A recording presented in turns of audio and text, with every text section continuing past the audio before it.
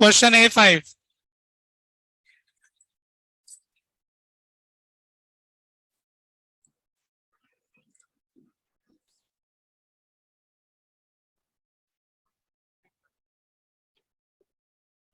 आ गया भरत कुमार भदौरिया।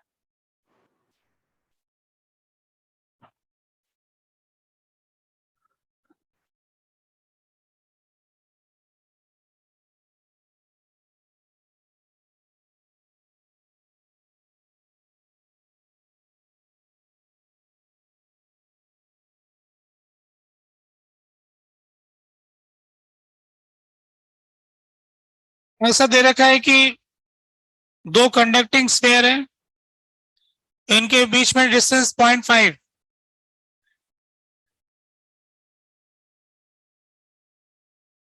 तो इनमें लगने वाला फोर्स दे रखा है हमें। तो K Q1 Q2 अपॉन 0.5 का स्क्वायर इज इक्वल टू 0.108 ऐसा दे रखा है। फिर ऐसा कहा गया कि दोनों स्फीयर को आपस में कनेक्ट कर दिया। जब अपन इन दोनों को कनेक्ट कर देंगे एक वायर से, दोनों आइडेंटिकल है ये, तो दोनों पे टोटल चार्ज का आधा आ जाएगा।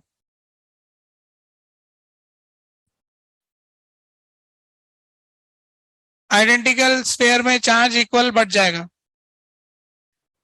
तो अब जो लगने वाला फोर्स है वो K Q1 minus Q2 by 2, Q1 minus Q2 by 2 upon distance वही रखा गया 0.5।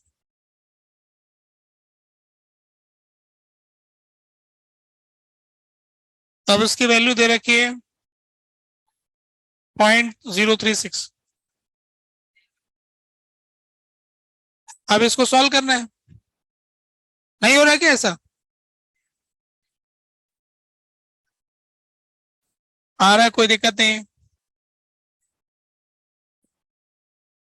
आवाज नहीं आ रही? क्या कह रहे हो? कम आ रही? अभी आ रही? एकदम शांति बनाएंगे तो बहुत बढ़िया आवाज आएगी, है ना?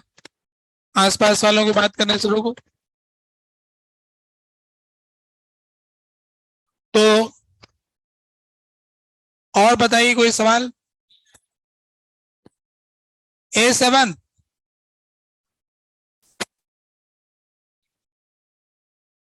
बताते हैं अभी। क्वेश्चन A7 में दिया है कि distance between two fixed positive charge. तो पॉजिटिव चार्ज दे रखा है,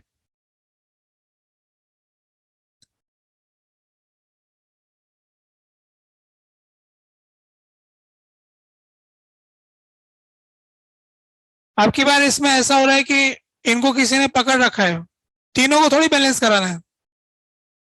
ये दो चार्ज को तो हाथ से पकड़ रखा है ना? सिर्फ तीसरे चार्ज का मामला है, इन्हें तो फिक्स किया हो ना। वो सवाल नहीं जो क्लास में किया ना, दूसरा सवाल है। हाँ, देखो इक्विलिब्रियम के बारे में बात कर रहे थे। जैसे मान लीजिए कि दो पॉजिटिव चार्ज है, अगर इनके बीच में कोई चार्ज रखते हैं, हम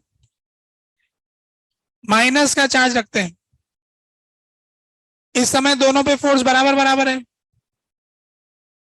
अगर हमने इस माइनस चार्ज को लेफ्ट साइड में डिस्प्लेस कर दिया तो ये वाला फोर्स ज्यादा हो जाएगा। अगर लेफ्ट साइड में डिस्प्लेस किया तो इधर वाला फोर्स ज्यादा हो जाएगा। F1 F2 F1 ग्रेटर हो जाएगा, तो ये तो अनस्टेबल हो जाएगा। अगर इसकी बजाय पॉजिटिव चार्ज है, दो पॉजिटिव के बीच में पॉजिटिव चार्ज है, ये भी पॉजिटिव चार्ज है, तो ये इसको धक्का लगाता है इस तरफ, ये इसको धक्का लगाता है इस तरफ, दोनों बैलेंस है। अभी इसको थोड़ा पास में लेके जाएंगे, इसके पास ले जाएंगे राइट साइड, तो इसका धक्का बड़ा होगा, तो ये वापस लौट आएगा, तो ये हो जाएगा स्टेबल। तो अगर ये नेगेटिव चार्ज है तो ये तो अनस्टेबल हो गया, पॉजिटिव चार्ज है तो स्टेबल हो गया। अच्छा, इसको अगर हम इस तरफ डिस्प्लेस कर दें, दूसरी तरफ इधर, तो अब तो ये अट्रैक्ट हो जाएगा, तो स्टेबल हो जाएगा। इस डायरेक्शन में स्टेबल, इस डायरेक्शन में अनस्टेबल। इस वाले में इसको डिस्प्लेस कर देंगे तो दूर भाग जाएगा, अनस्टेबल। इस तरफ ये स्टेबल है, इस तरफ अनस्टेबल है, और इस वाले में ये इस तरफ अनस्टेबल है, इस तरफ स्टेबल है। ऐसा आ रहा है, ठीक है कि नहीं? तो स्टेबल अनस्टेबल का मतलब डिस्टर्ब करने से वापस लौट आए तो स्टेबल, दूर चला जाए तो अनस्टेबल, वहीं रह जाए तो न्यूट्रल। ठीक है ना? जहां रखो वहीं रह जाता है, उसको कहते हैं न्यूट्रल। और कोई सवाल था? A9 था।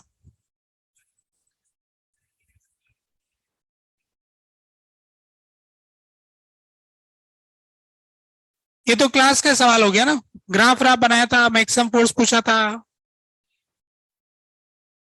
8 का सेकेंड पार्ट।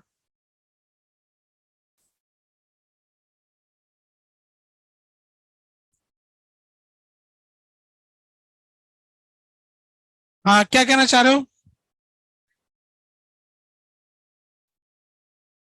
ऑलवेज ट्रू बोलो तो कोई भी चार्ज रखोगे बैलेंस रहेंगे हो? कोई भी चार्ज रखो तो सेंटर वाला तो बैलेंस रहेगा, कॉर्नर वाला नहीं रहेगा ना, सबको बैलेंस होना ना, सिर्फ सेंटर का नहीं रह रहा ना, सिस्टम इक्विलिब्रियम में आ जाए, फिर बात समझ में आ जाएगी। ठीक है, एक्सरसाइज 1 का पार्ट 1 हो गया।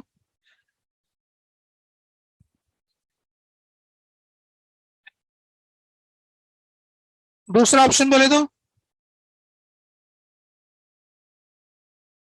डिस्प्लेस ना करना चाहे, हाँ वही करके तो बताया, वो जो डायग्राम में इतनी देर से हुई तो समझा रहा। डिस्प्लेस करके फोर्स देखा, नेट फोर्स वापस लाया तो स्टेबल बोला, दूर ले गया तो अनस्टेबल बोला, नेट फोर्स फिर जीरो आ गया तो न्यूट्रल बोला, है ना? यही तो करते हैं।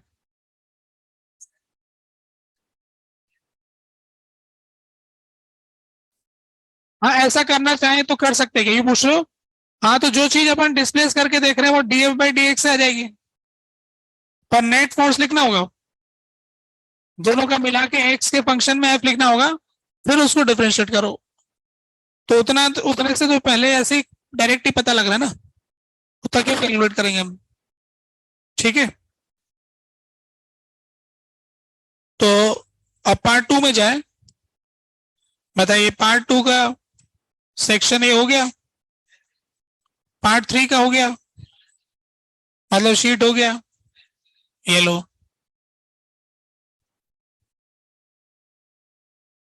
और कुछ था? और कुछ नहीं था, आगे पढ़ना था बस, पढ़ लेते फिर, है ना? अपनी क्लास में अपन इलेक्ट्रिक फील्ड पढ़ रहे थे, सवाल करते हैं, एक सवाल से शुरुआत करते हैं।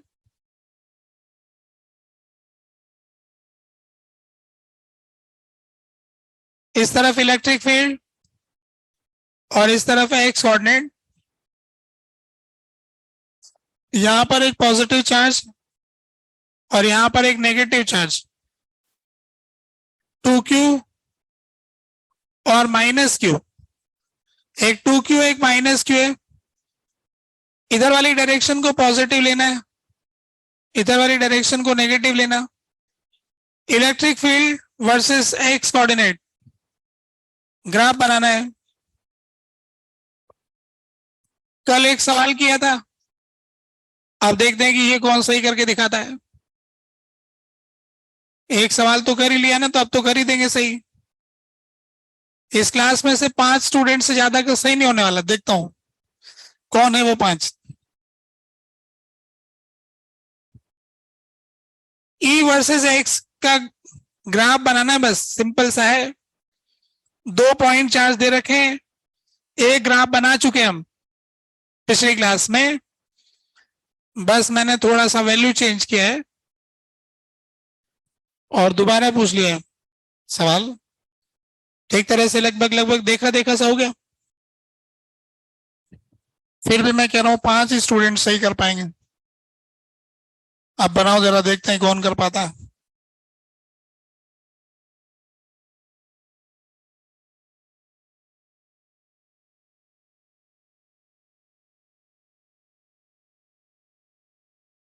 एक तरफ इलेक्ट्रिक फील्ड, एक तरफ एक्स कोऑर्डिनेट। तो अलग अलग पॉइंट पर जो इलेक्ट्रिक फील्ड आएगा उसको ग्राफिकली ड्रॉ करके दिखाना है। अगर वो राइट साइड में आ रहा है तो उसे पॉजिटिव मानना है, अगर वो लेफ्ट साइड में आ रहा है तो उसे नेगेटिव मानना है। ठीक है ना। पिछले क्लास में हम एक ग्राफ बना चुके हैं, अब एक दूसरा सवाल कर रहे हैं हम। थोड़ा अंतर है पिछले सवाल से इस सवाल में।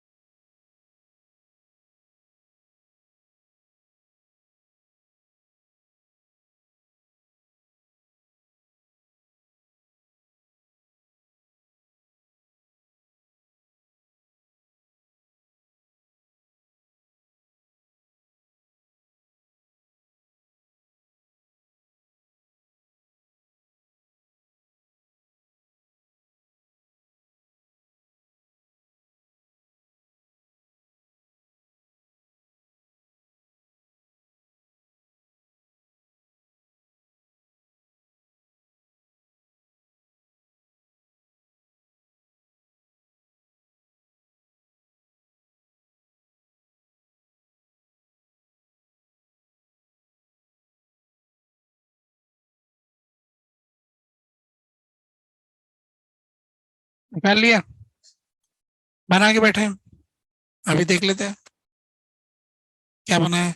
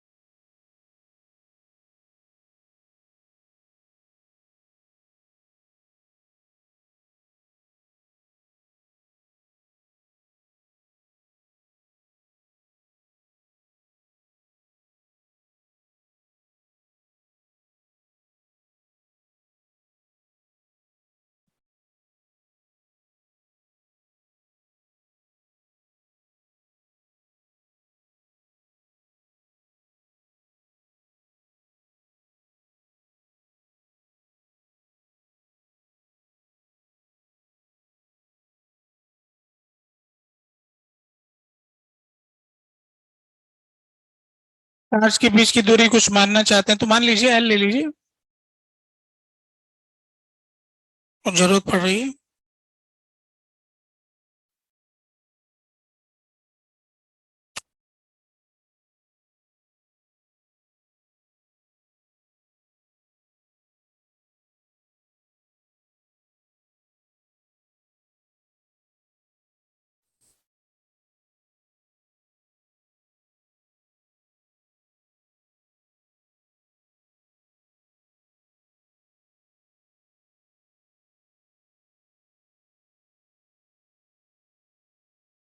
बना लिए कुछ।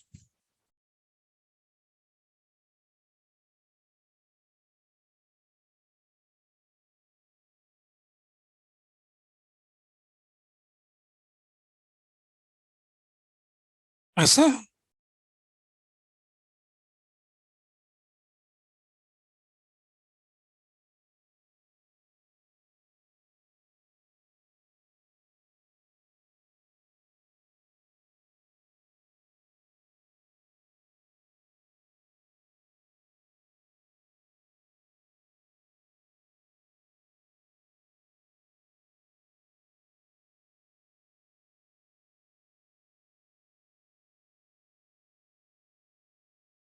देखो खुद से फैसला करना कितना कठिन होता है, थोड़ा सा चेंज करो तो ही नहीं हो पाता।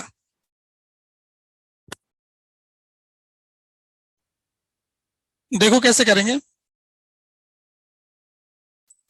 सबसे अच्छे पॉइंट होते हैं बिल्कुल पास वाले और बहुत दूर वाले, है ना। इसके बिल्कुल पास में ये पॉजिटिव चार्ज है ना, इसके बिल्कुल पास में इस तरफ इनफाइनाइट होगा, इससे अवे राइट साइड में ना, तो इधर की तरफ इनफाइनाइट होगा। इसके इधर वाले पॉइंट पे इधर की तरफ इनफाइनाइट होगा। इसका अपना खुद ही इतना ज्यादा है कि पड़ोसियों का तो हिसाब लगाने की जरूरत ही नहीं है, अनंत में क्या जोड़े घटाए, है ना। इस नेगेटिव चार्ज के बिल्कुल पास वाले पॉइंट पे देखेंगे तो इसी की तरफ इनफाइनाइट होगा, होगा ना। और इसी की तरफ इनफाइनाइट इधर होगा। अच्छा देखो इस पूरी लाइन में इन दोनों के बीच में कहीं पर भी जीरो नहीं होगा, क्योंकि दोनों का इलेक्ट्रिक फील्ड सेम डायरेक्शन में होगा। प्लस वाला इधर, माइनस वाला इधर ऐड हो गया, है ना। प्लस का इलेक्ट्रिक फील्ड उससे अवे होता है, माइनस का इलेक्ट्रिक फील्ड उसकी तरफ होता है, तो बीच में दोनों का एक ही तरफ होता है। एक ही तरफ होने से ऐड होने से बड़ा होता है, जीरो नहीं होता। मतलब ये हो गया कि इस इलाके में जो बीच वाली लाइन है प्लस इनफाइनाइट माइनस इनफाइनाइट, है ना, ऐसे मतलब दोनों ही प्लस इनफाइनाइट, दोनों ही प्लस इनफाइनाइट है, तो ग्राफ यहां से यहां जाएगा। अब इसका कोई मिनिमा आएगा एक जगह कहीं,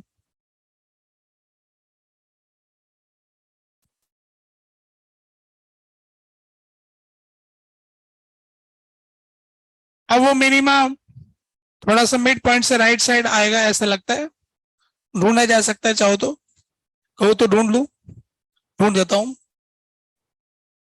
K2Q upon x square plus KQ upon L minus x का स्क्वायर, इसका मिनिमा ढूंढना चाहते तो जहां पे स्लोप जीरो आएगा तो डिफरेंशिएट करेंगे d/dx।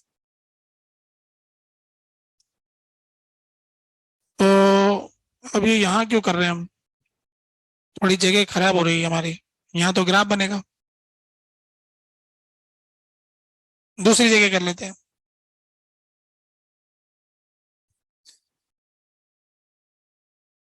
d/dx लिखते हैं यहाँ पे सीधे, एक्स का स्क्वायर था ना, KQ -2 आगे आ जाएगा, x³ हो जाएगा, 2Q था यहाँ पर, K2Q, फिर प्लस KQ और L माइनस एक्स का स्क्वायर था तो -2 आगे आ गया, L माइनस एक्स का क्यूब हो गया, फिर माइनस एक्स का डिफरेंशिएशन -1 आ गया, इसको जीरो के बराबर कर दिया, तो ये एक प्लस हो गया ये माइनस हो गया, तो 4KQ upon x square equal to 2KQ upon L minus x cube, L minus x cube, यहां से कट करके 2 आ गया, x upon L minus x का क्यूब रूट ले लिया इधर की पावर 1/3, तो इसको उल्टा लिख देते हैं 1/2 की पावर 1/3, तो L/x -1, ये यहां से 2 आ गया, दोनों तरफ क्यूब रूट ले लिया, ऐसा ऐसा इधर उधर कर दिया, इसको इधर कर दिया उसको उधर कर दिया, x बराबर क्या आ गया, इसको इधर ले गए, फिर इसको उधर ले गए, इसको इधर ले आए, L/1 प्लस 1/2 की पावर 1/3, यह है ना। और देखो 2 की पावर 1/3 जो होता है 1 पॉइंट समथिंग होता है, तो इसको डिवाइड करेंगे तो ये क्या आएगा 1 पॉइंट समथिंग, यानी 1 से छोटा आएगा, 1 से छोटा आएगा तो ये 2 से छोटा आएगा, तो 1 से छोटे नंबर से डिवाइड करेंगे तो ये कहां पर होगा, L/2 तो बीच में होता है ना,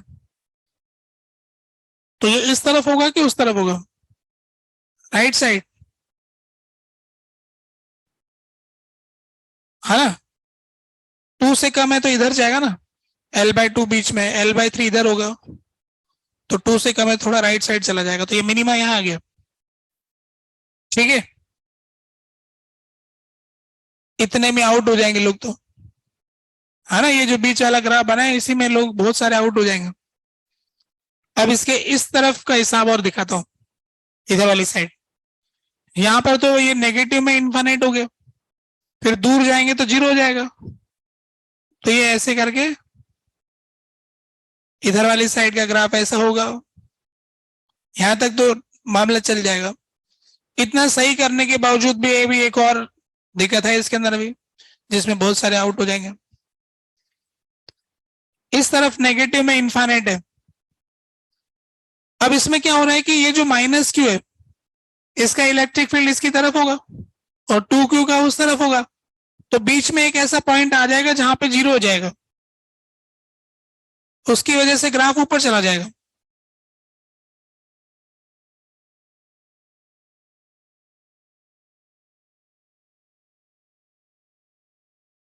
है ना।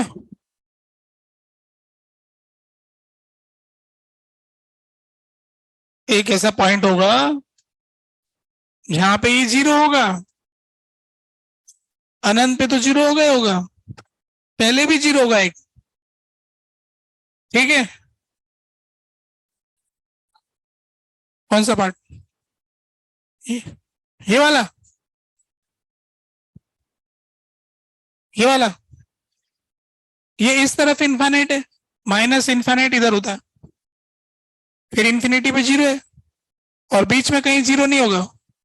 अच्छा, बीच में कहीं पे 0 क्यों नहीं, क्योंकि 2Q का इलेक्ट्रिक फील्ड Q से हमेशा ही बड़ा होगा, चार्ज भी बड़ा, डिस्टेंस छोटा, न्यूमरेटर बड़ा, डिनोमिनेटर छोटा, न्यूमरेटर छोटा डिनोमिनेटर बड़ा, तो ये दोनों तो कभी बराबर हो ही नहीं पाएंगे, तो ये आपस में कहीं भी कैंसिल नहीं कर पाएंगे बीच में, तो ये कैंसिल होगा 0 होकर के। जब इसका भी 0 होगा उसका भी 0 होगा तभी 0 होगा, तो इसलिए इसका 0 तो इन्फिनिटी पर ही होगा। पर इधर वाली साइड देखेंगे तो इसका डिस्टेंस छोटा, चार्ज छोटा, डिस्टेंस बड़ा, चार्ज बड़ा, तो हो सकता है इलेक्ट्रिक फील्ड कैंसिल हो जाए। कैंसिल होगा भी, हम ढूंढ के निकाल देंगे कहाँ कैंसिल होगा, है ना।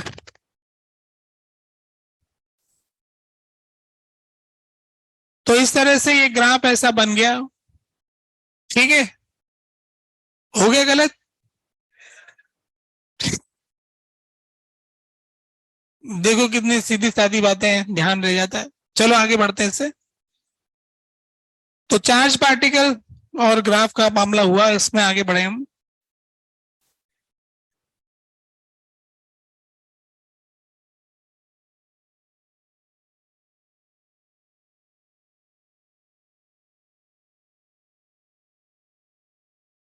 दूसरा क्वेश्चन करते हैं। एक चार्ज पार्टिकल है जो जमीन पे नहीं गिर रहा है, ऐसे ठहरा हुआ है। इसका चार्ज है 1 माइक्रोकूलम और इसका मास है 2 मिलीग्राम।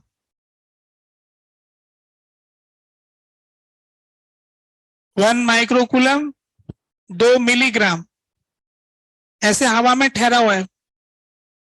बताओ यहां पर कितना इलेक्ट्रिक फील्ड है।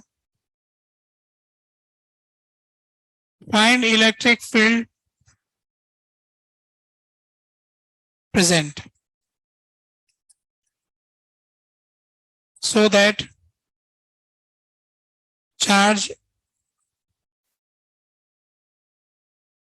remains in equilibrium।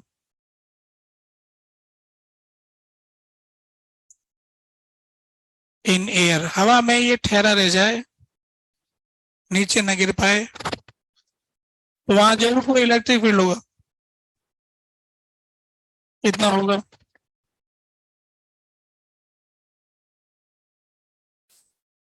ये भी बहुत ही सीधा सा सवाल है, देखना कैसे गलत होता है अभी।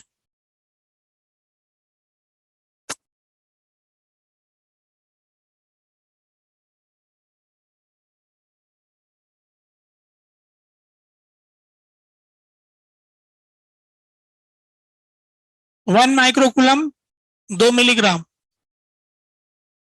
ठीक है।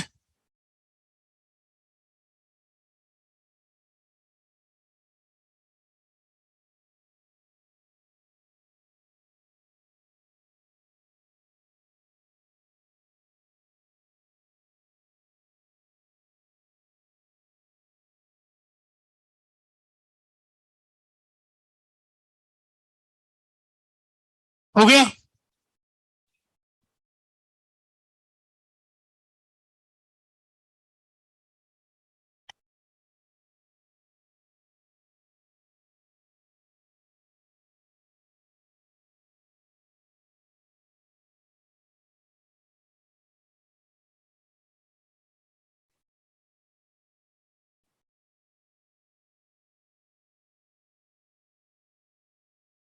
जी का वैल्यू 10 ले लेना आप लोग, ठीक है। आ गया आंसर। तो अब सॉल्व करते हैं। सॉल्यूशन,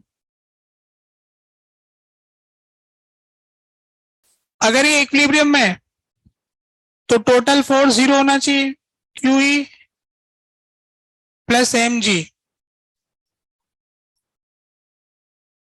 टोटल मिला के 0 होगा। क्यूई प्लस एम जी मिला के 0 हो गया ना। तो यहां से पता लग गया ई बराबर minus of M G divided by Q. बस इतना रखना है और कुछ है नहीं।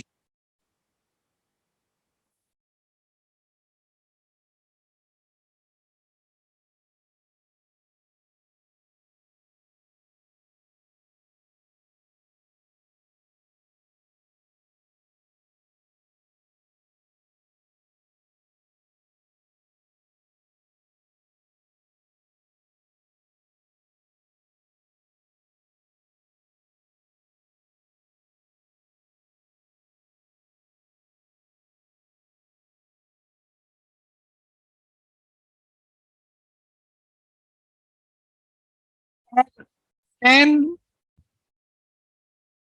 माइनस 10 मीटर पर सेकेंड स्क्वायर जे के, है ना। माइनस माइनस प्लस हो गया, 10 की पावर -6 कट गया, तो कितना है 20 न्यूटन पर कूलम जे के। बोलो आए कि नहीं आए, कि कुछ पावर का फर्क पड़ रहा है। मिल गया। मिलीग्राम को किलोग्राम में कन्वर्ट करना था, है ना। तो ये क्वेश्चन हो गया, आगे बढ़ते हैं इससे।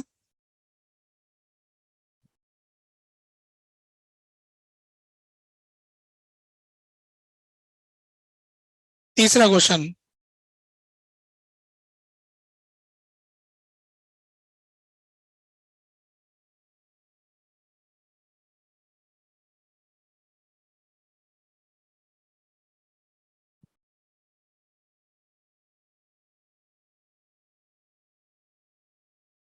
यहां पर हमको दे रखा है इलेक्ट्रिक फील्ड, ये पॉजिटिवली चार्ज है, ये नेगेटिवली चार्ज। यहां पर एक यूनिफॉर्म इलेक्ट्रिक फील्ड है,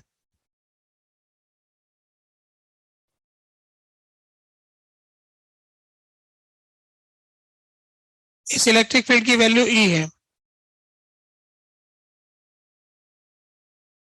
अब हमारे पास में एक चार्ज पार्टिकल है पॉजिटिव क्यू,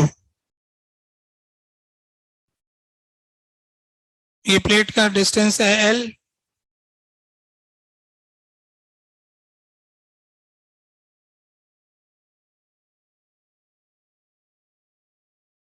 अब हमने क्या किया है कि प्लेट्स के बीच का डिस्टेंस है डी,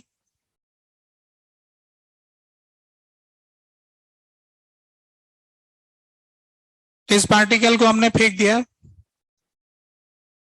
ऐसे, तो इस ऐसे ऊपर से जाता हुआ ऐसे गिरा,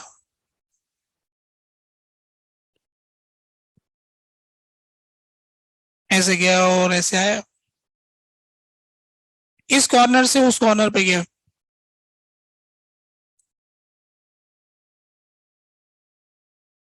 बताओ कितने एंगल पर फेंका था, एंगल ऑफ प्रोजेक्शन। मान लो इसका मास m दिया हुआ, मान लो चाहिए आपको। Find angle of projection.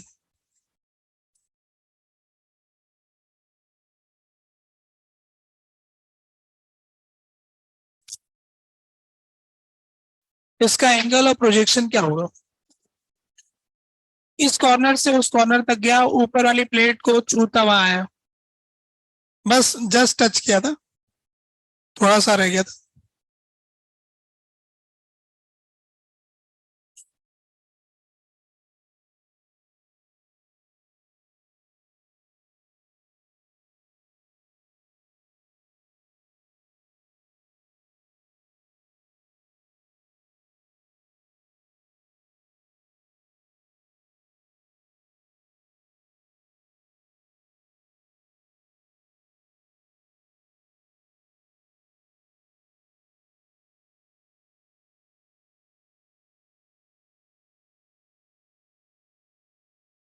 हो गया, छोटा सा सीधा सा सवाल है।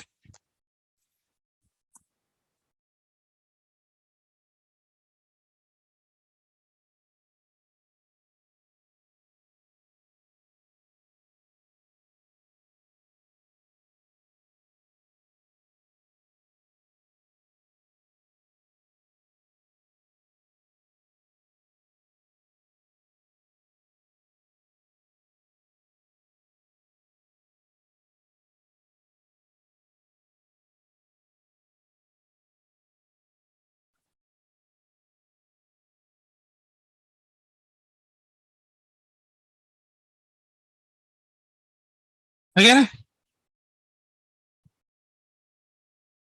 चलो मैं बताता हूँ, छोटा सा सॉल्यूशन है।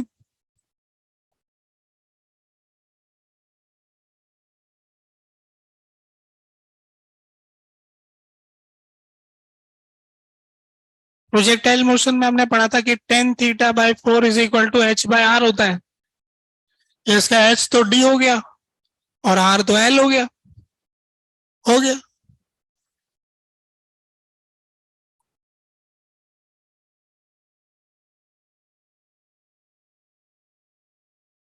तो इसका आंसर आ गया फोर डी बाई एल।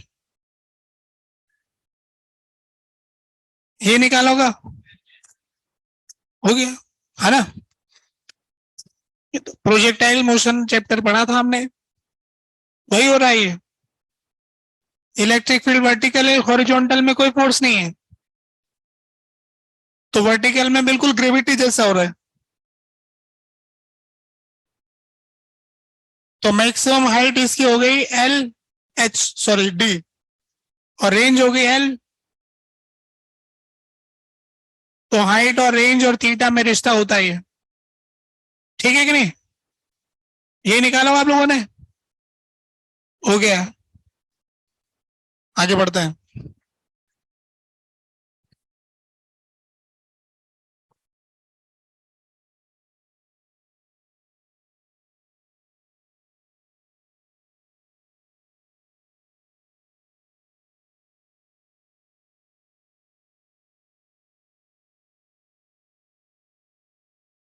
चलो इसमें पॉइंट चार्ज,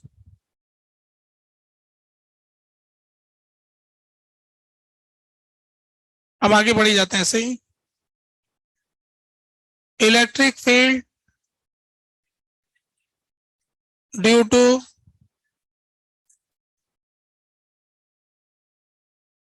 वायर।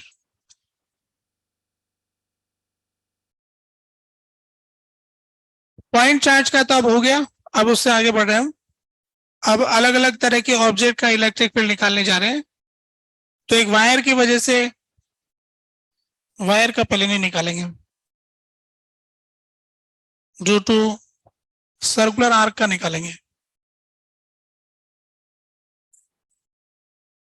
वायर से पहले सर्कुलर आर्क ले लेते हैं, ठीक है।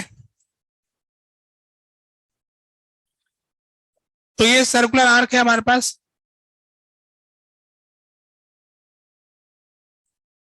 और ये चार्ज है, ये यूनिफॉर्मली चार्ज।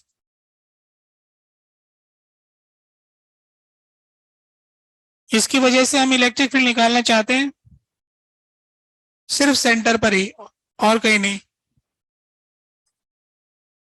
ये वाला एंगल थीटा है, ओनली एट सेंटर, और कोई पॉइंट पे नहीं चाहते हम। ये रेडियस इसकी आर, ये एंगल थीटा, इसका टोटल चार्ज क्यू, और ये यूनिफॉर्मली चार्ज।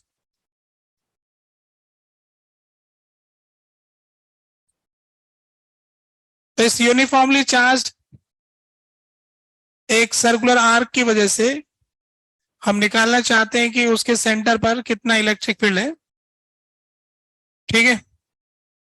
ये इसका सेंटर वाला पॉइंट हो गया। अब देखोगे इसे हम कैसे पता करेंगे। पता करने का तरीका देखिए जरा।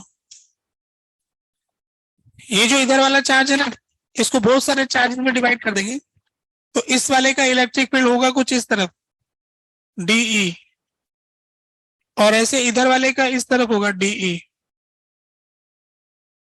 और इस बीच वाले का इधर होगा डीई। इधर से कोई आएगा, इसका इधर होगा डीई, इधर से कोई आएगा, उसका होगा डीई। सबका बराबर होगा डीई डी, है ना। और ऐसे बहुत सारे वेक्टर होंगे डीई डीई डीई, है ना, छोटे छोटे से बहुत सारे। इन सब का वेक्टर एडिशन करना है, तो कर सकते हैं। इसमें क्या है, वेक्टर एडिशन कैसे करते हैं देखो जरा। इधर करते हैं, है ना। तो वेक्टर एडिशन करने के लिए हम ऐसा देख रहे हैं, एक लाइन ड्रॉ करते हैं यूं। सबसे पहले वाला वेक्टर जो है, अगर मैं इसका एंगल बनाऊं आपके लिए, तो ऐसे एक लाइन ड्रॉ करूंगा, तो ये वाला एंगल थीटा बाई 2 हो गया, तो ये इस तरफ थीटा बाई 2 एंगल नीचे हो गया, और इसी तरफ ये एंगल थीटा बाई 2 ऊपर हो गया। तो जो सबसे पहले वाला डीई वेक्टर है वो थीटा बाई 2 एंगल से शुरू होगा, ऐसे, और ऐसे चलता हुआ ऐसे सारे डीई डीई वेक्टर आते जाएंगे।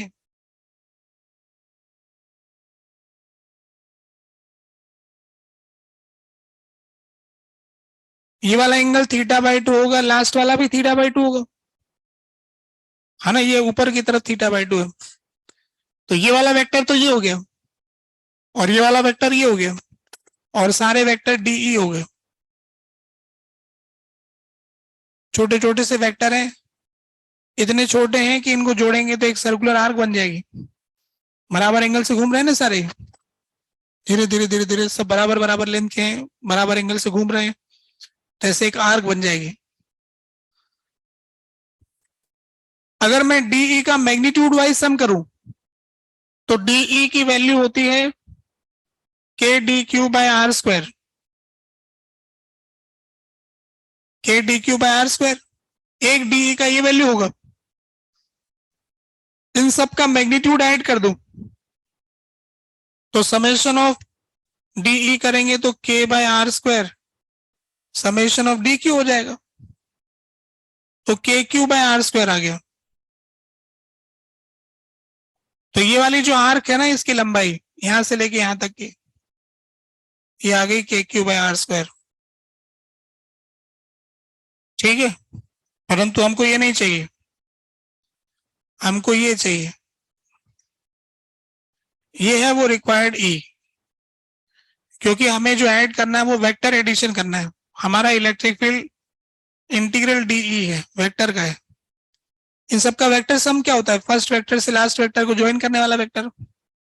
ये हमारा आंसर होगा। होगा भी इसी तरफ जैसे इधर दिखाया। अब इसकी वैल्यू क्या होगी ये निकालने की बात आ रही है। तो ये वैल्यू निकालने के लिए हम क्या करते हैं, ये सर्कुलर आर्क है तो यहां पर ये सेंटर से ज्वाइन करें, इसको हम ई नॉट मानते हैं। तो ये वाला एंगल θ/2 होगा और ये θ/2 होगा, क्योंकि ये इसके परपेंडिकुलर है ना टेंजेंट। तो ये थीटा 90 माइनस θ/2 θ/2 हो जाएगा, ऐसा आ जाएगा। तो जो हमें ई चाहिए वो किसके बराबर होगा? ई बराबर क्या होगा? 2E0 sign θ/2। E0 साइन θ/2 आधा हो जाएगा ना।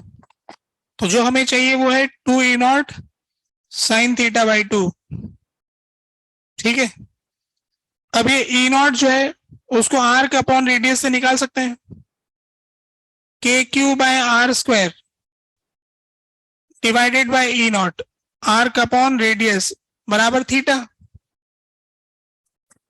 आर्क अपॉन रेडियस थीटा के बराबर हो गया। तो यहां से E0 का वैल्यू आ गया KQ/θR²। KQ/θR²। E0 का वैल्यू पुट कर देंगे तो रिक्वायर्ड आंसर आ गया भाई 2KQ अपॉन θR² साइन θ/2। इसको ऐसा याद रख सकते हैं हम, KQ/R² साइन θ/2 डिवाइडेड बाय θ/2। ये है वो रिक्वायर्ड आंसर। ये हो गया रिजल्टेंट इलेक्ट्रिक फील्ड। ठीक है।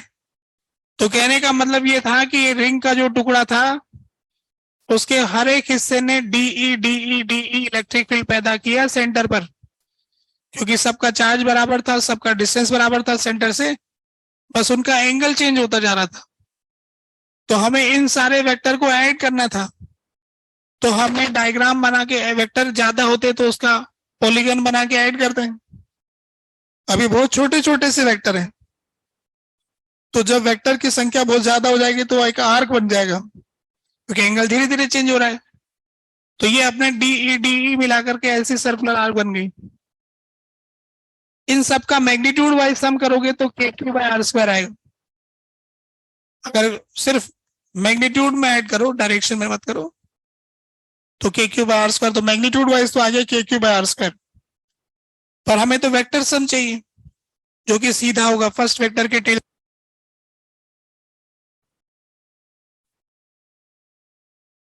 है हमारा रिक्वायर्ड वेक्टर।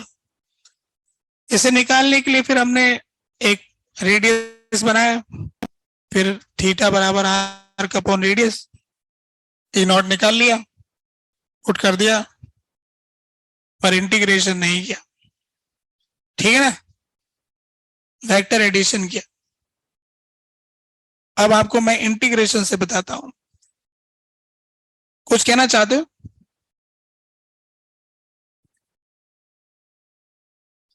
ये वाली जो लाइन है ना यहां पर, ये वाला एंगल θ/2 तो θ/2 हो गया। तो इस लाइन के साथ में पहले वाला DE θ/2 है,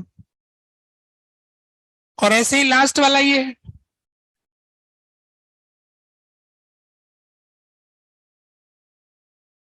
मतलब माइनस प्लस तो अपन को तो इस डायरेक्शन के साथ देखना है ना। तो इस डायरेक्शन के साथ इसको तो माइनस बोल दो चाहे प्लस बोल दो, तो मैंने तो डायग्राम बना के जोड़ दिया ना। जो नीचे θ/2 तो नीचे बता दिया, θ/2 ऊपर है तो ऊपर दिखा दिया। ये वेक्टर यू है ना, यू और यू है, तो इसको ऊपर खिसका लो, है ना। सर्कुलर आर्क कैसे बन गया? अगर सर्कुलर आर्क कैसे बनता है, कोई सर्कल के आर्क के बारे में क्या जानता है? कोई भी सर्कुलर आर्क होती है उसका क्या खूबी होती है? उसमें बराबर लेंथ के छोटे छोटे से वेक्टर इक्वल एंगल से घूमते हैं। हम क्या कहते हैं कि सर्कल जो होता है वो एन साइड का, इनफाइनाइट साइड का पॉलीगन होता है, और रेगुलर पॉलीगन में सारी साइड बराबर एंगल से घूमती है।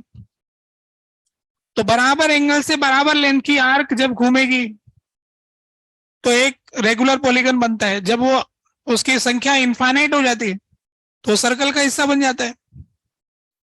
तो हमारे वेक्टर भी बराबर लेंथ के और बराबर बराबर एंगल से घूमते जा रहे हैं हर छोटे का।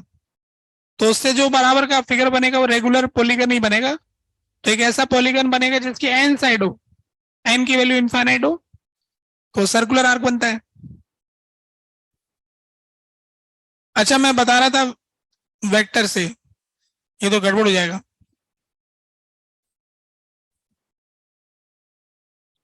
हो सकता है ये तरीका किसी को पसंद ना आए।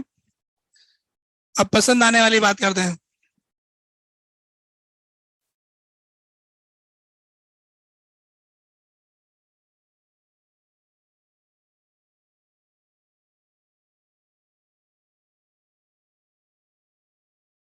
अब ये जो पॉइंट था ना यहाँ पर, तब अपन ने क्या किया है कि इलेक्ट्रिक फील्ड निकालने का तरीका ये लगाया कि यहां से थीटा एंगल पे गए, मतलब अल्फा एंगल पे गए और डी अल्फा एंगल सबटेंड किया। तो ये जो डी क्यू चार्ज था, इसकी वजह से आने वाला इलेक्ट्रिक फील्ड इस तरफ डीई हो गया, और जिसका एंगल अल्फा हो गया।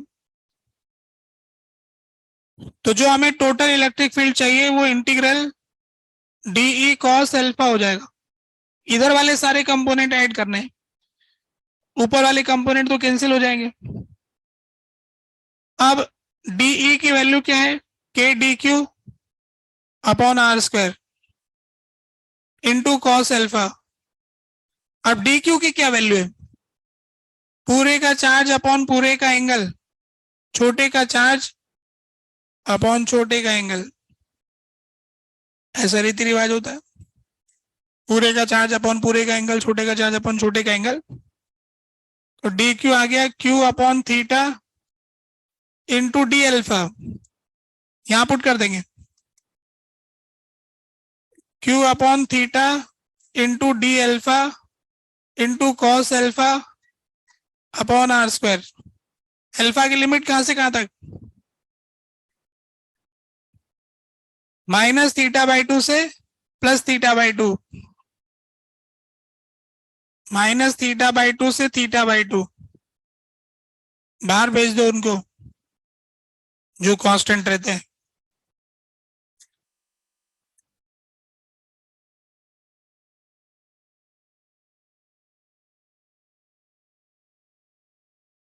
तो कॉस अल्फा का इंटीग्रेशन क्या होगा, साइन अल्फा, साइन अल्फा। फिर लिमिट लगाएंगे तो 2 साइन थीटा बाई 2 आ जाएगा। तो आंसर आ गया K Q upon theta R square 2 sine theta by 2। वही आ गया जो पहले लिखा था।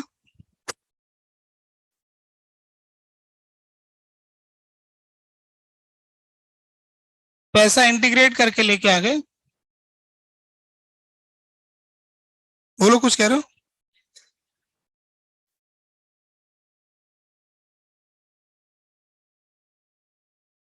क्योंकि हमने अल्फा इधर से मेजर किया ना, यहां से काउंट किया, ऊपर से नहीं काउंट किया।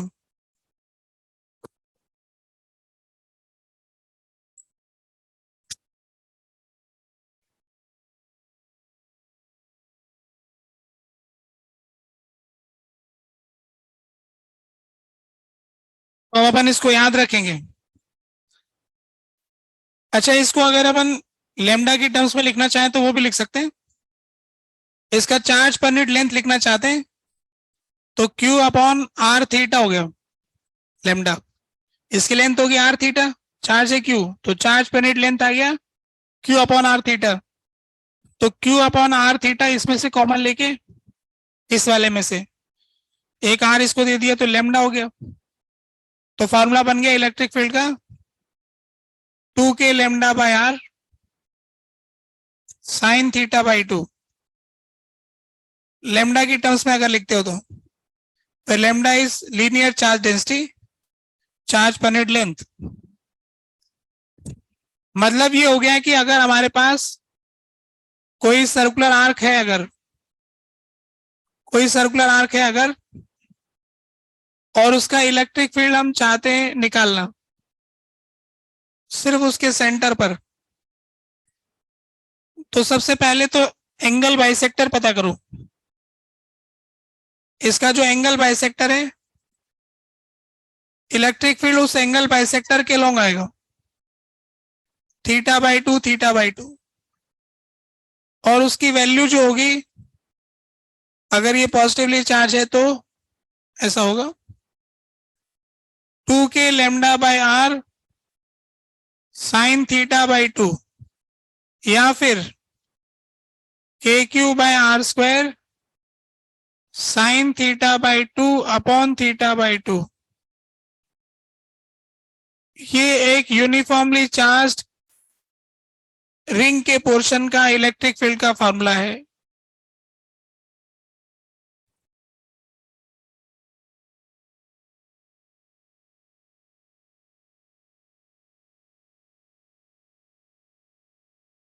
ऐसा आ गया। तो एक रिंग के पोर्शन की वजह से उसके सेंटर पे आने वाला इलेक्ट्रिक फील्ड उसके एंगल बाइसेक्टर के लॉन्ग होगा। अगर पॉजिटिव चार्ज है तो उससे अवे होगा, नेगेटिव चार्ज है तो टूवर्ड्स होगा। नेगेटिव होने से उल्टा हो जाएगा डायरेक्शन। ठीक है, बात समझ गया? फॉर्मूला याद रखना है।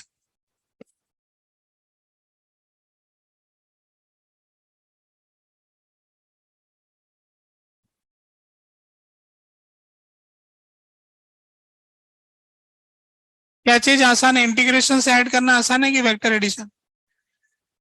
इंटीग्रेशन अब आसान लगने लग गया ना। जो चीज बार बार की जाती है वो आसान लगती है।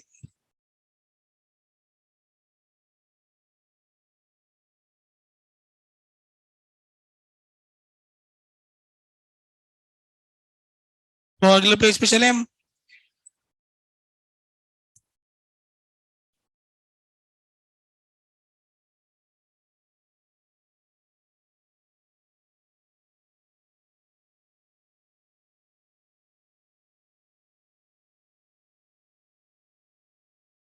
कर लिया ना नोट? ठीक है। अब देखो केस है when theta is equal to 2π, पूरी रिंग बन जाएगी।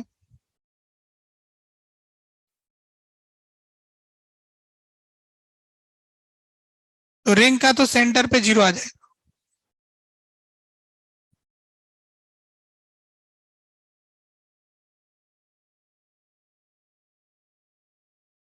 when theta is equal to π,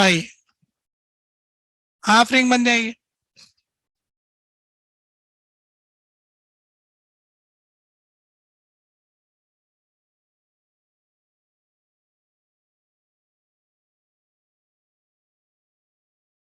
तो उसमें आ जाएगा 2k λ/r साइन π/2 आ जाएगा। साइन π/2 1 हो गया। when theta is equal to π/2, quarter portion आ गया।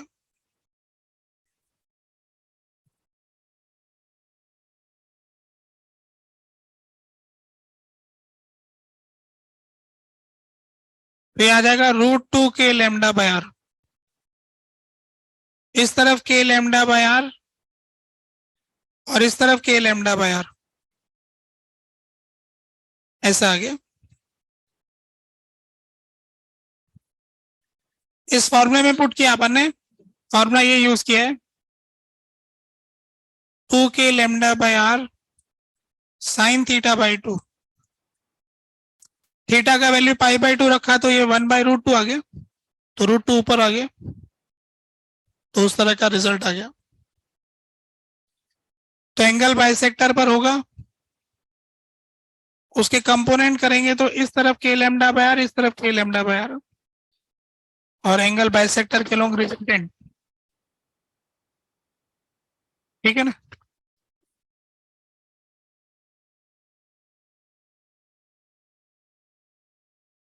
तो किसी रिंग के पोर्शन की वजह से सेंटर पर कितना इलेक्ट्रिक फील्ड होता है ऐसा हमने जान लिया, सिर्फ सेंटर पर, है ना।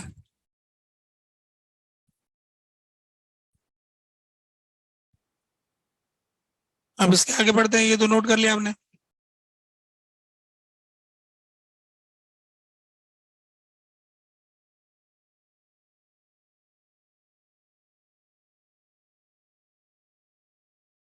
हो गया ना।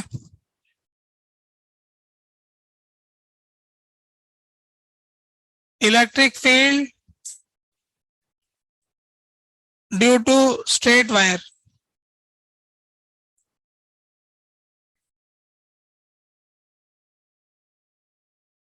अब वायर की वजह से देखेंगे हम।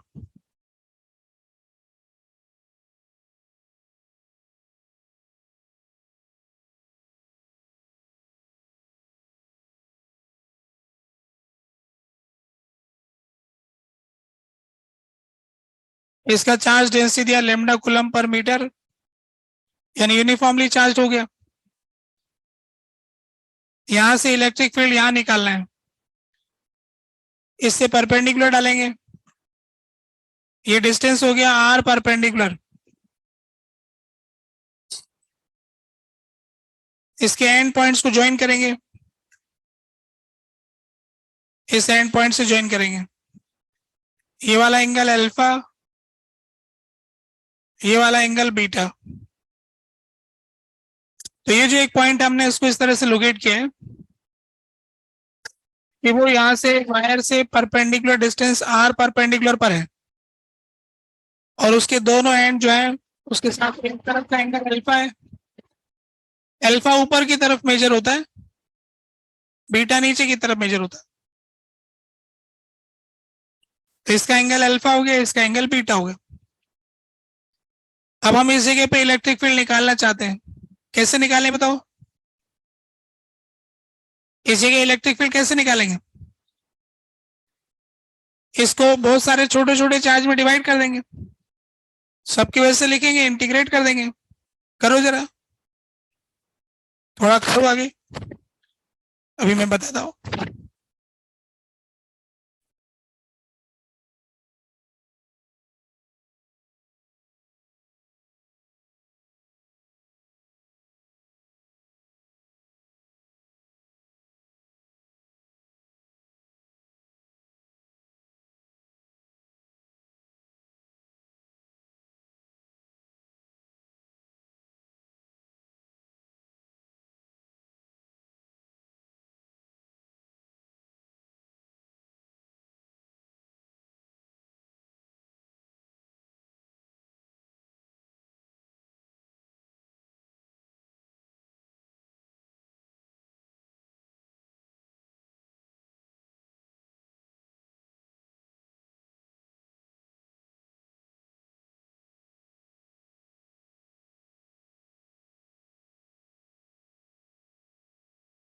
यहां से वाई डिस्टेंस पे डी वाई थिकनेस का एक छोटा सा एलिमेंट ले लो और उसका चार्ज डी क्यू मान लो, और उसकी वजह से आने वाले इलेक्ट्रिक फील्ड डीई को लिखो। चला पहले डी तो कैलकुलेट करो, ये क्या होता है।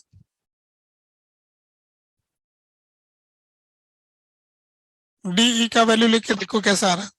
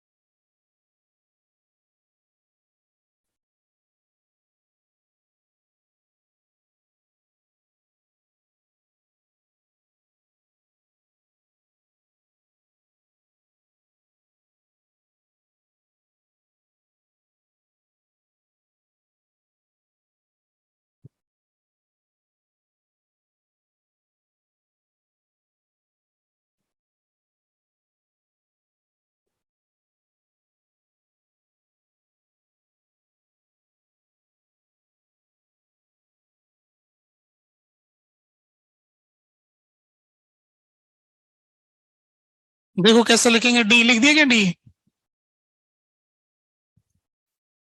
ऐसे लिख दिया होगा, डी ई, है ना।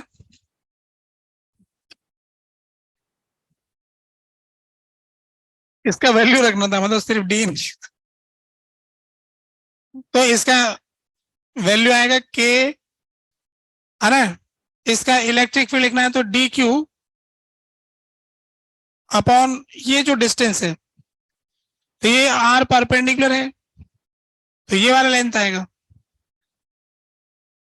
तो ये अंडर रूट के टर्म्स में आ गया, तो उसका स्क्वायर हो जाएगा Y square plus are perpendicular का स्क्वायर, के डी क्यू अपॉन डिस्टेंस का स्क्वायर, ऐसा हो गया ना। अब डी क्यू को क्या लिखेंगे, लेमडा इंटू डी वाई, यानी कि K lambda D Y upon Y square plus are perpendicular का स्क्वायर।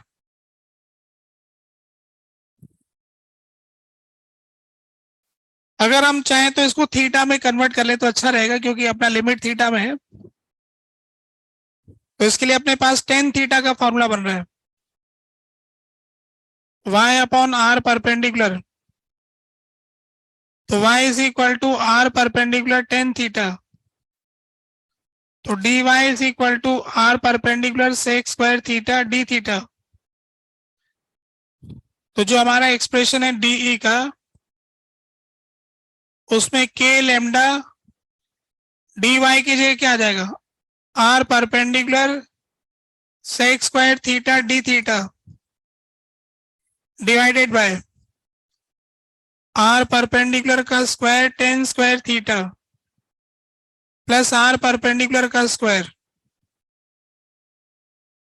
y की जगह रख दिया, तो one plus tan square theta आ गया नीचे, सेक स्क्वायर थीटा ऊपर है, नीचे कट गया, तो यहां से आ गया डीई की value K lambda upon are perpendicular into D theta. कितना भला आंसर है ना, सीधा साधा, K lambda upon are perpendicular into D theta. अब जो इलेक्ट्रिक फील्ड आएगा, इसके दो कंपोनेंट करने पड़ेंगे, एक इस तरफ और एक इस तरफ। इसको इंटीग्रेट करने के लिए कंपोनेंट वाइज ऐड करना होगा, क्योंकि वेक्टर एडिशन तो नहीं होता इंटीग्रेशन, इंटीग्रेशन तो स्केलर सम देता है, इसलिए इसके एक्स कंपोनेंट का अलग सम करेंगे, वाई का अलग करेंगे। तो इसको अपन लिख लेते हैं E perpendicular D E cos theta, जो इस वायर के परपेंडिकुलर है उस कंपोनेंट को ई परपेंडिकुलर कह दिया, वो डी ई कॉस थीटा का इंटीग्रेशन होगा, और थीटा की लिमिट माइनस बीटा से अल्फा लग जाएगी, तो डी की वैल्यू उठा के वहां से रख देंगे, K lambda upon are perpendicular cos theta D theta minus beta से अल्फा, तो E perpendicular K lambda upon are perpendicular cos theta का इंटीग्रेशन क्या होता है, साइन थीटा, तो ये आ जाएगा sine alpha plus sine beta, ये आ गया परपेंडिकुलर कंपोनेंट। पैरेलल वाला कंपोनेंट चाहिए, तो इसका इंटीग्रेशन हो जाएगा D E sine theta minus beta से लेके अल्फा तक, तो पैरेलल वाला कंपोनेंट आ जाएगा K lambda upon are perpendicular sine theta D theta minus beta to alpha. अब साइन थीटा का इंटीग्रेशन क्या होता है, माइनस कॉस थीटा, तो फाइनली ई पैरेलल क्या आ गया, K lambda by are perpendicular into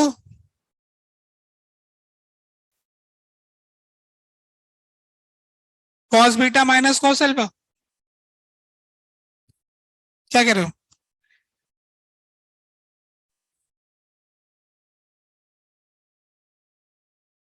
cos beta minus cos alpha, ठीक है।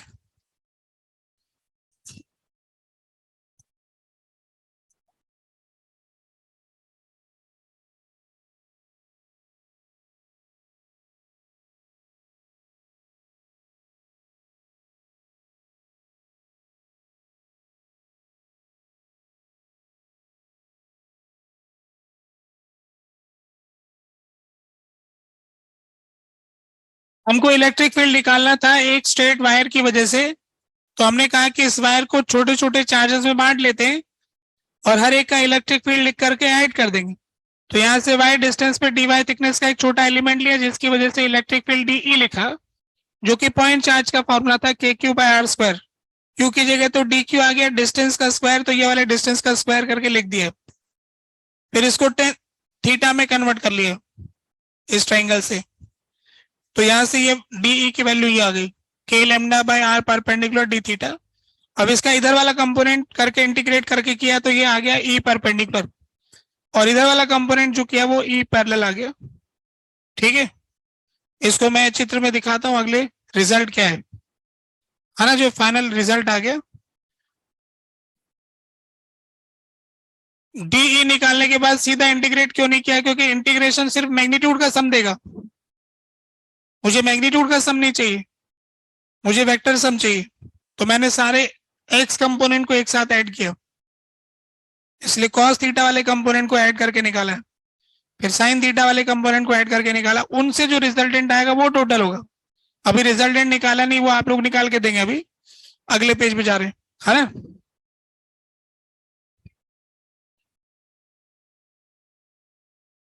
नहीं नहीं नहीं नहीं, नहीं।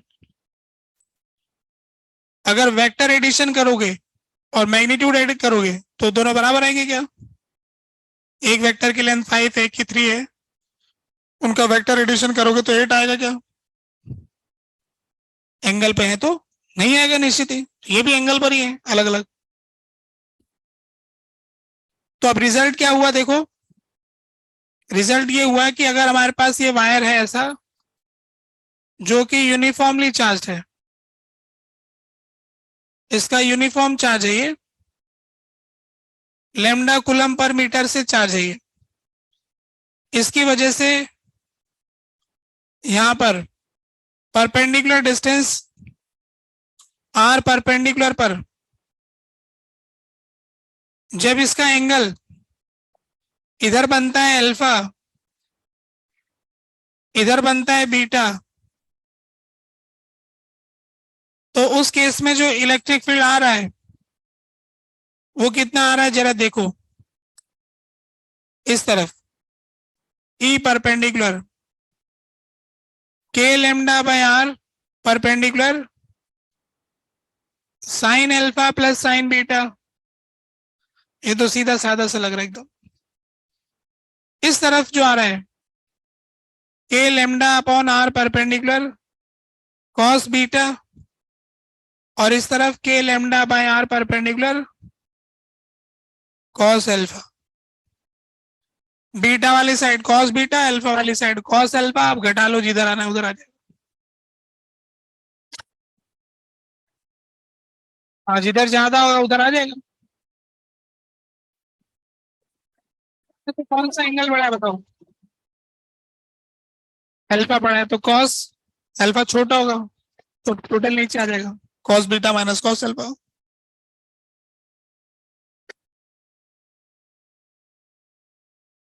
अब इनका सम करोगे वेक्टर तो उसका वैल्यू कितना आएगा, इनका तीनों का रिजल्टेंट निकाल के बताओ मुझे, और वो किस एंगल पर आएगा ये भी बताना, ठीक है। इन तीनों वेक्टर को ऐड कर दो, इसको इसको इसको मिला के बता दो क्या आएगा, और उसका एंगल भी बताना है, टोटल का एंगल कितना आएगा, बता दोगे ना। बताओ फिर।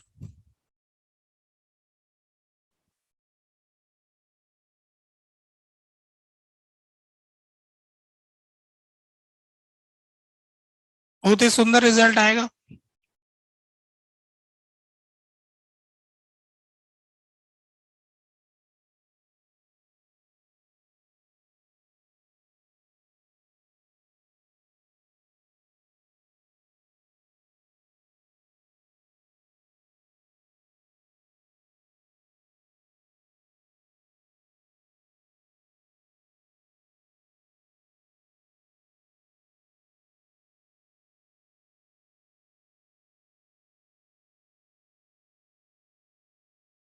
इनको जोड़ना तो आता है ना सब लोगों को? कैसे जोड़ते हैं? Pythagoras theorem, this square plus this square का अंडर रूट। बताओ क्या फिर?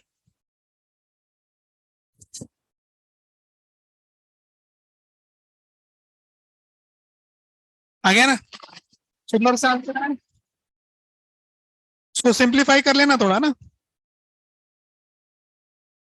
क्या है? रूट वूट खत्म करो, रूट नहीं चाहिए। रूट खत्म करके दिखाओ।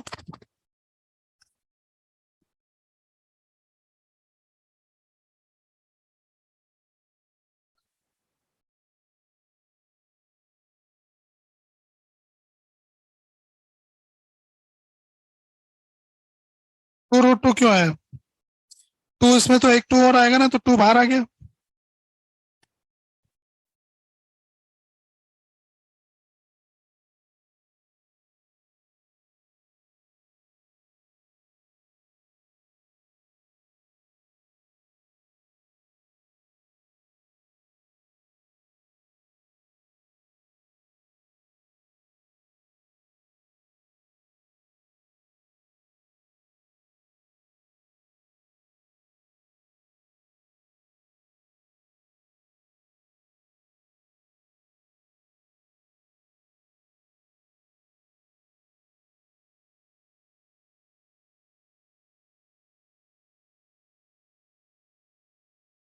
ऐसा आ रहा है क्या? Two K lambda upon are perpendicular sine alpha plus beta by two.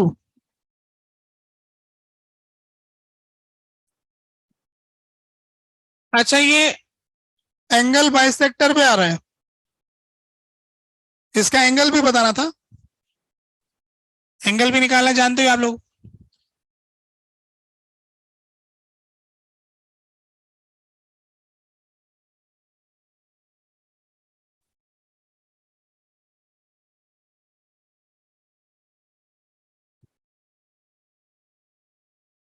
अच्छा, ये आंसर वैसा आ गया जैसे एक आर्क का आया था, उसका भी यही फॉर्मूला था, वो भी एंगल बाइसेक्टर पे था, है ना? इसका ये मतलब हो गया कि कभी कोई रॉड आ जाए, चार्ज रॉड, तो उसको सर्कुलर आर्क से रिप्लेस कर सकते हो। कैसे रिप्लेस करना है ये बता रहा हूं। आंसर मैच खा रहा है इसलिए ऐसा कह रहा हूं। तो जैसे मान लो कि हमको यहां पर इलेक्ट्रिक फील्ड मालूम करना है,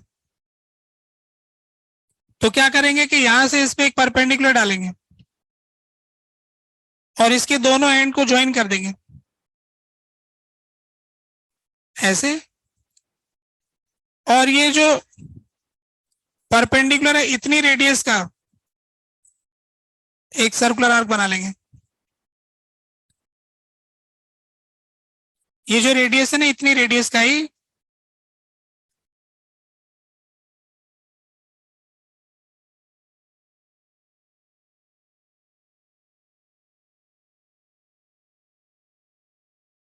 एक सर्कुलर आर्क से रिप्लेस कर लेंगे। तो ये जो रॉड है हमारी, ये इस सर्कुलर आर्क के इक्विवेलेंट है। दोनों का लेमडा सेम रखना है बस। इसका लेमडा तो इसका भी लेमडा, तो दोनों का आंसर सेम है, एंगल बाइसेक्टर पे आएगा उतना ही आएगा। उस सेमी सर्कुलर आर्क की रेडियस, मतलब जो आर्क लिया ना सर्कुलर आर्क, उसकी रेडियस वही है जो आर परपेंडिकुलर है, तो फिर फॉर्मूला सेम हो जाएगा। और वो एंगल बाइसेक्टर पर ही होता है, वो भी आ रहा है।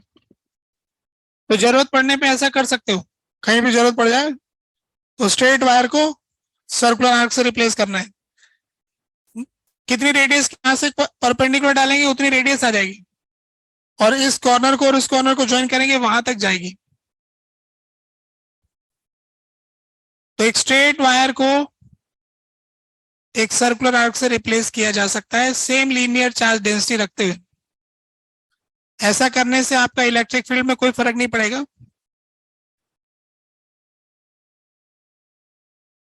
दिखाऊं?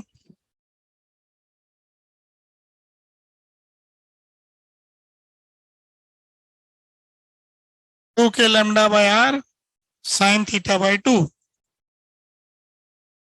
और इसके पीछे दिखाऊं, ये रहा 2 K lambda by R sine theta by 2, angle bisector के अलोंग।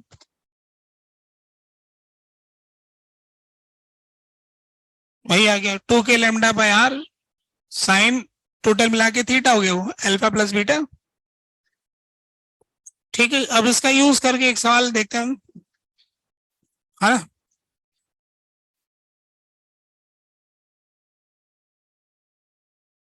हाँ, कहाँ फॉर्मूले के हिसाब से?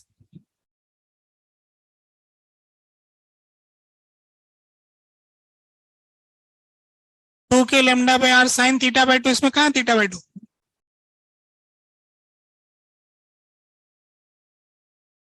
है ना।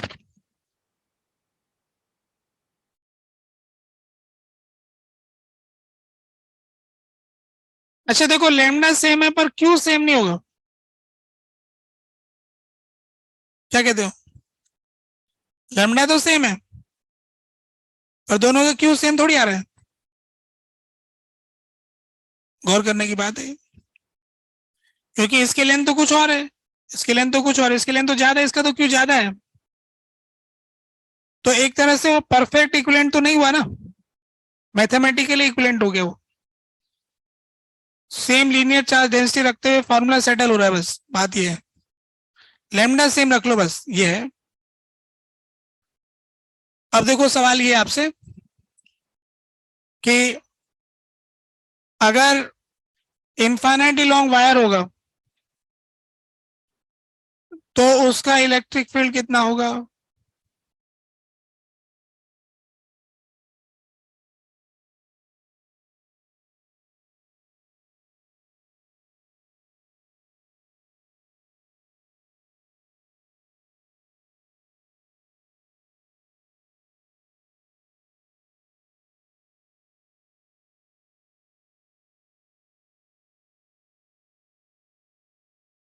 इन्फाइनाइटली लॉन्ग वायर है, इसका बताना भाई।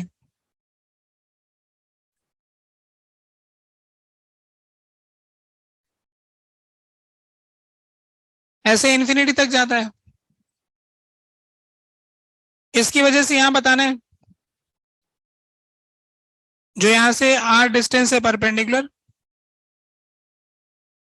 तो अपन क्या करेंगे कि इसके दूसरे एंड से मिलने के लिए इसके पैरेलल जाएंगे, तो इधर 90 लेना पड़ेगा, तब इन्फिनिटी पे जाके मिलेंगे।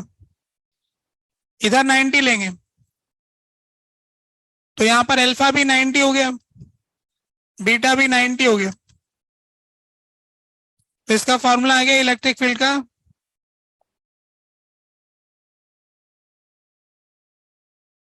To K lambda upon are perpendicular sine 180/2,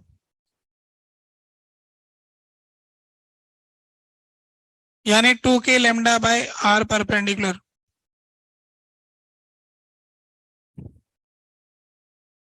तो इन्फिनिटी लॉन्ग वायर का ऐसा हो जाएगा। अगर ऐसा दिया है, ये वायर ऐसे इन्फिनिटी तक जाता है, यहां पर इलेक्ट्रिक फील्ड पूछा है।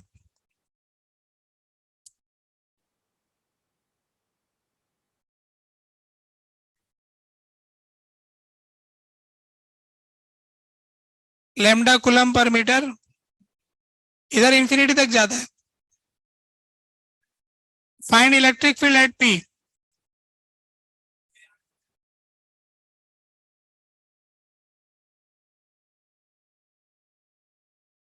पी पॉइंट पे कितना होगा इलेक्ट्रिक फील्ड?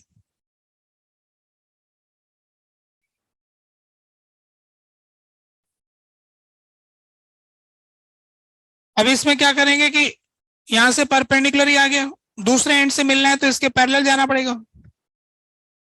तो इसका जो एंगल बाइसेक्टर आएगा उधर ही रिजल्टेंट आएगा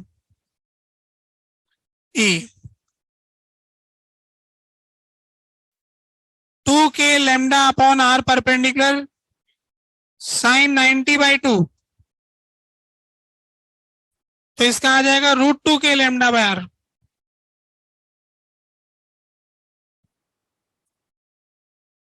साइन 90/2 आ गया साइन 45, साइन 45 का वैल्यू रख दिया, तो आ गया √2k lambda upon are perpendicular angle bisector के लॉन्ग। ठीक है ना, ये दूसरा सवाल हो गया। तीसरे सवाल देखते हैं।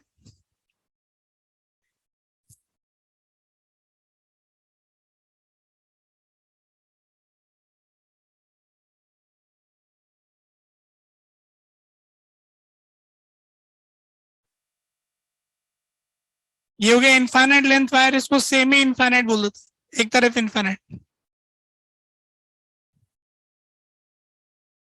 तीसरा क्वेश्चन देखते हैं।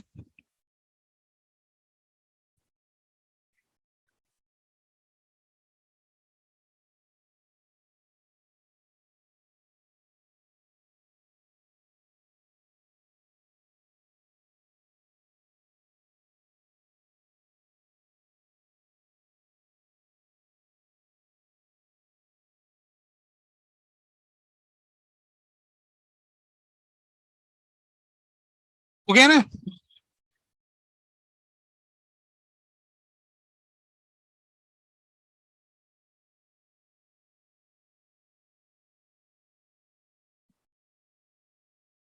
अब देखो आगे बढ़ते हैं। तीसरा क्वेश्चन ये है,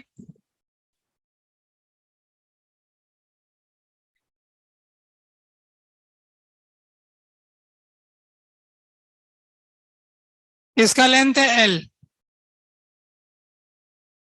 यहां से एल डिस्टेंस के ऊपर ये एंगल 120 डिग्री, ये पॉइंट है पी, ये लैम्डा कूलम पर metre. Find electric field at P.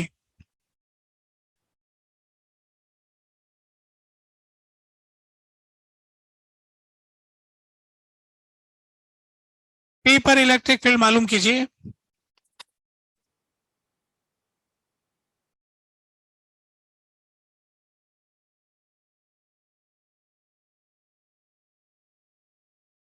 ये भी एल लेंथ है, ये भी एल लेंथ है, ये डिस्टेंस एल है, ये वायर की लेंथ एल है।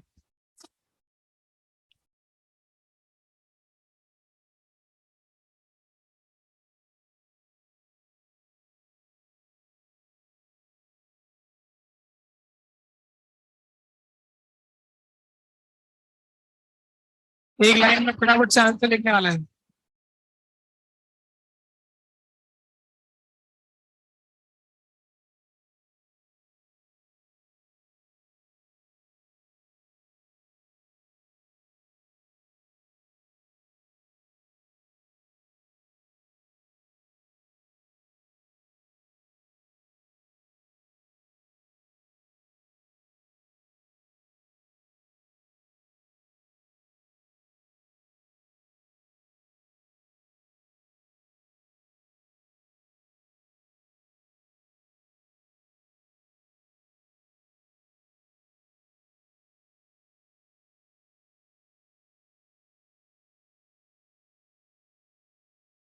हो गया ना, कितना सरल काम है ये।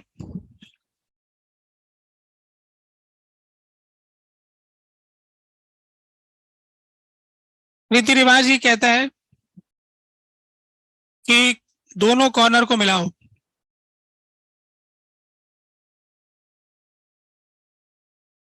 अब हम ये जानते हैं कि दोनों साइड बराबर हो गई, तो इसका मतलब ये दोनों एंगल बराबर बराबर हो गए, तो ये 30 और ये भी 30 हो गया। ठीक है। और हम जानते हैं कि जो रिजल्टेंट इलेक्ट्रिक फील्ड होगा वो एंगल बाइसेक्टर पर होगा, इधर से 15 डिग्री, इधर से 15 डिग्री। और यहां से पूछे तो ये 60 डिग्री है और ये 30 डिग्री है, तो उस हिसाब से 45 डिग्री पर होगा ये। 45 डिग्री पर इसका एंगल आ गया टोटल, ऐसा हम बोल रहे हैं। आ रहा है बड़ा सीधा सा, ये वैल्यू रह गई बस, वैल्यू भी लिख देते हैं। फॉर्मूला है, सीधा सीधा लिखने में क्या रखा है, 2k lambda upon r perpendicular l cos 30 into sine theta by 2, तो साइन 30/2, इनके बीच का जो भी एंगल है उसका आधा लेना है, साइन 15 डिग्री हो गया। तो ये आ जाएगा √3/2, तो 4k lambda upon √3l sign 15। Sign 15 क्या होता है, √3 - 1 अपॉन 2 √2। अब इसमें से कुछ कटपिट कर लो। क्या आप लोगों ने ये लिखा, एंगल बाइसेक्टर के लॉन्ग आता है, परपेंडिकुलर डिस्टेंस वाला फॉर्मूला है, कौन ई परपेंडिकुलर पैरेलल लगाता फिरेगा, है ना। ये रिजल्टेंट वाला फॉर्मूला बढ़िया है, ऐसा कोई भी लगा लेता है, कोई भी कर लेता है ना। इसके अगले पेज पे चलूँ, ये तो हो गया ना। फोर्थ क्वेश्चन देखिए,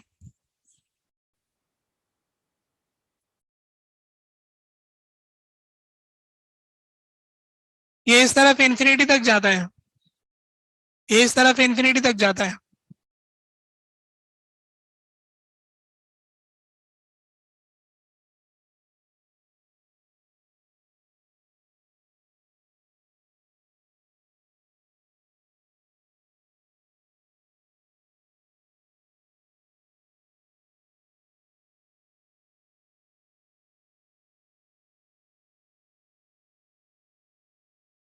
ये प्लस का चार्ज,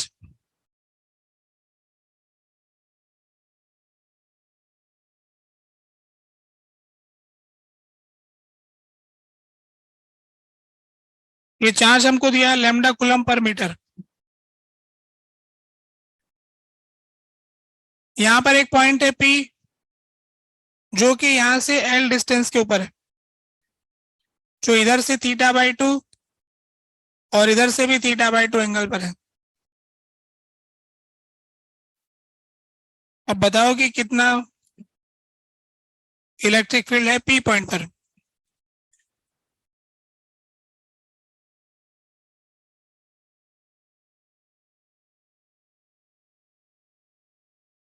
बस उलट देंगे डायरेक्शन,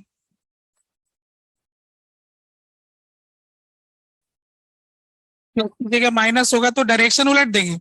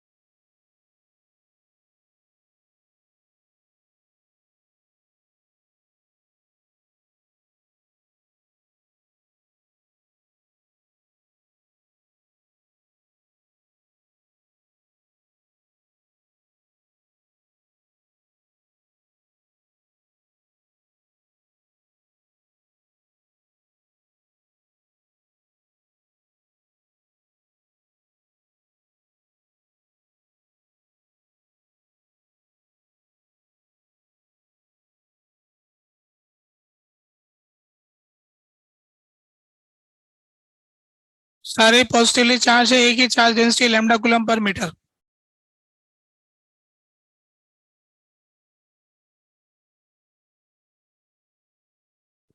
हो गया ना? छोटा सा सवाल है ये, सीधा सा सवाल है ये।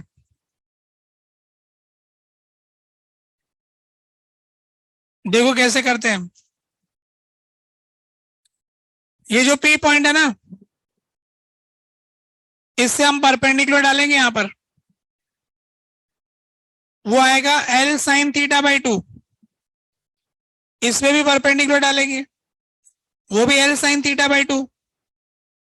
अब इसको दोनों एंड से मिलाने की बात आती है, तो इस एंड से तो ये मिल गया ऐसे, और इस एंड से इंफिनिटी में मिलना है तो इसके पैरेलल जाना पड़ेगा। इंफिनिटी में मिलना है तो पैरेलल चलो, ऐसे इसके पैरेलल ही चलेंगे, इस तरफ पैरेलल, और इस तरफ मिलना है तो इस तरफ पैरेलल। तो जो हमारे को पता है कि किसी भी वायर को आप रिप्लेस कर सकते हो एक सर्कुलर आर्क से, उसका रेडियस रखना आर परपेंडिकुलर के बराबर, रख लिया हमने। इतनी रेडियस का रखते हुए ये आ गया, इधर से भी ऐसा आ गया। तो इससे पता चला कि दोनों का मिला के एक ही रिंग का टुकड़ा बन गया ये। अब इसका एंगल की बात आ रही है, ये वाला एंगल तो थीटा है, तो ये वाला एंगल हो गया इसका 2 पाई माइनस थीटा। तो उसकी वजह से आने वाला जो इलेक्ट्रिक फील्ड है वो एंगल बाइसेक्टर के अलोंग होगा, और उसका वैल्यू होगा 2k lambda upon are perpendicular हो गया L sine theta by 2। L sine theta by 2 into sine 2 pi minus theta by 2।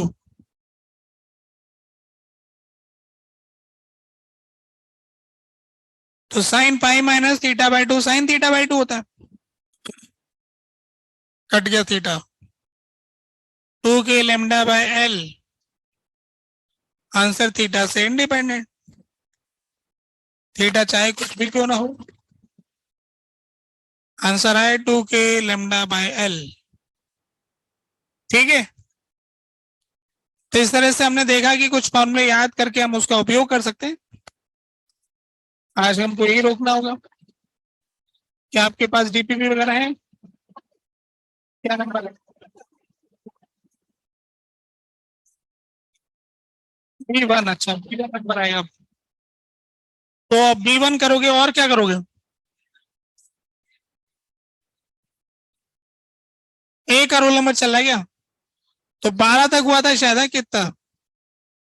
जो भी नया बुकलेट मिला उसका पहला कर लेना, सीधा रूल गए, है ना? और क्या करोगे? बस। अच्छा, एचसीवी में सवाल कर सकते हो इसके इलेक्ट्रोस्टैटिक्स के, 20 क्वेश्चन तक कर लो क्या, 1 से लेके 20 तक एचसीवी इलेक्ट्रोस्टैटिक्स। ठीक है।